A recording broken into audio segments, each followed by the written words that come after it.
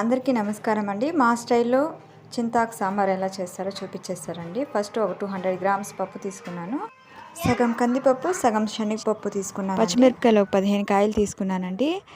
తెల్లగడ్డ ఒకటి medium size తెల్లగడ్డ ఇడిపించుకొని వేసుకున్నాను.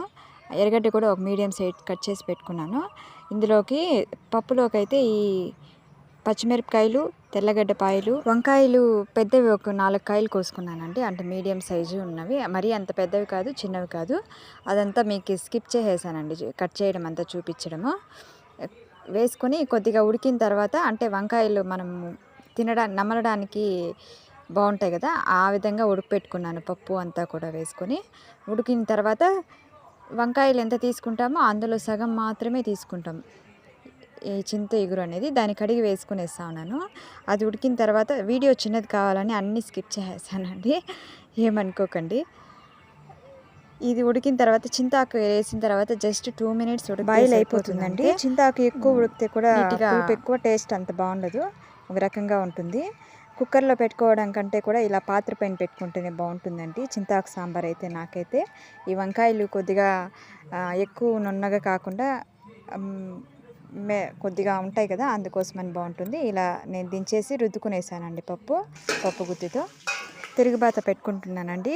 పాత్ర పెట్టి ఆయిల్ వేసి పోపు దినుసులు వేసిన తర్వాత ఎర్రగడ్డ వేసాను. ఈ ఆనియన్ కొద్దిగా ముందుగా వాడడానికి కొద్దిగా పసుపు, ఉప్పు యాడ్ చేశానండి. మనం రుద్దేటప్పుడే రాక్ సాల్ట్, పసుపు వేసుకుంటే కూడా బాగుంటుందండి.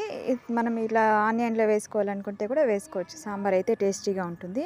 అంతలోపు నేను సంగటి కూడా పెట్టుకునేసానండి. ఇంకా కొద్దిగా ఉడికితే సరిపోతుందని మళ్ళీ మగ్గబెట్టాను. ఆనియన్ బాగా మగ్గిన తర్వాత రుద్ది పెట్టుకున్న పప్పు వేసేసానండి. వేసుకొని ఒక 2 మినిట్స్ ఉడికితే సరిపోతుంది. తిరుగుబాత అనేది ముందు గరిటలో వేసుకున్నాం కదా, ఇప్పుడంతా పాత్రలు, పెనం పెట్టుకుంటున్నారు అందరూ కూడా. నేను ఒక 10 ఇయర్స్ నుంచి కూడా పెనమే అమ్మ వాళ్ళ ఇంట్లోనే మర్చిపోయానండి గరిటతో తిరుగుబాత వేసుకోవడం. నాకు అంతలోపు సంగటి కూడా అయిపోయింది. సంగటి కూడా పెట్టుకునేసాను. సాంబార్ కూడా ఏదో గిన్నెలో వేసుకున్నాను. సంగటి కూడా ముద్ద కట్టేసానండి.